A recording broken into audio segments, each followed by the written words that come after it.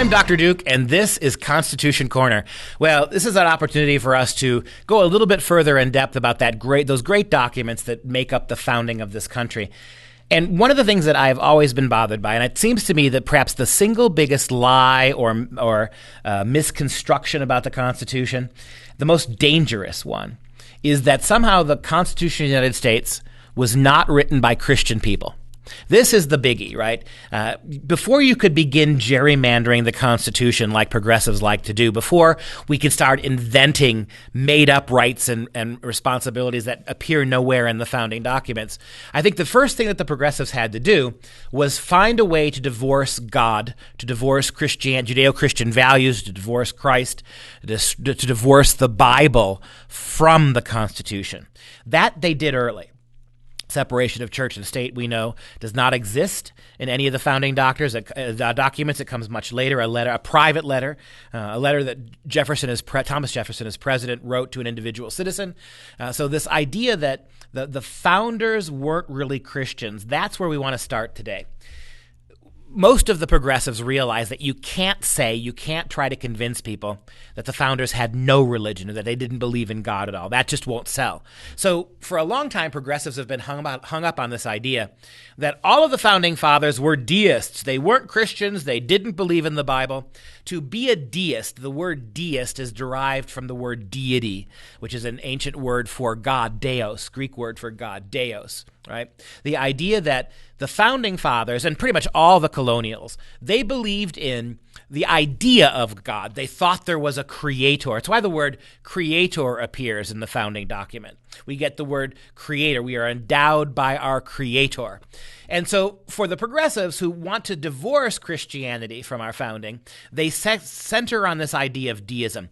And deism was something that really became a thing in the Enlightenment, in the 18th century, right about the time of the from 1750 on, certainly through the French Revolution, through the American Revolution.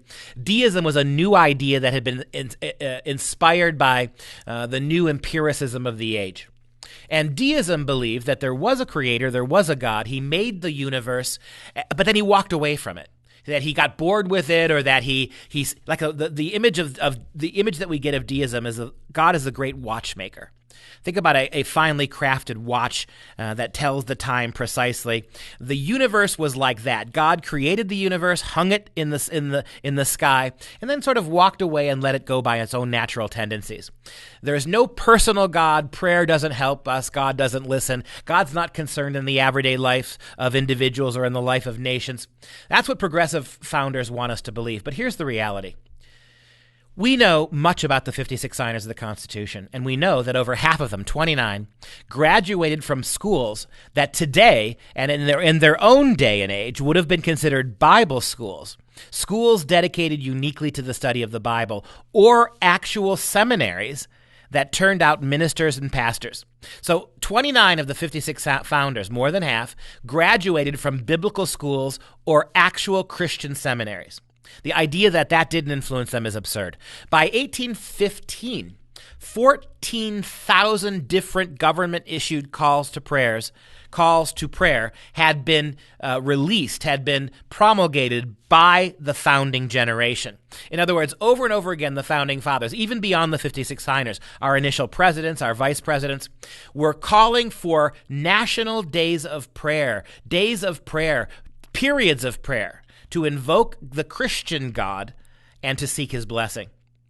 Almost all of our founding universities, all of our founding university, everything we know as the Ivy League, all the immediate universities that were founded by the colonials were all Christian institutions. If you look at the mottos, the initial mottos of places like Harvard and Yale and all up and down the colonial coast, these were schools. Our institutions of higher learning were modeled on European ones, which were opened by Christians to celebrate the greater glory of God.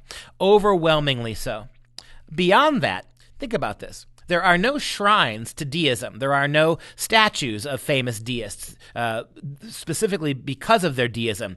The founding fathers, if they were this generation of deists, and if the entire founding apparatus didn't believe in Christianity or the Bible, but were staunch empirical deists, where are the monuments? Where are the shrines? Where are the temples? Where are the celebrations of deism? We see none of this in the history and the language. We see none of this in the archive.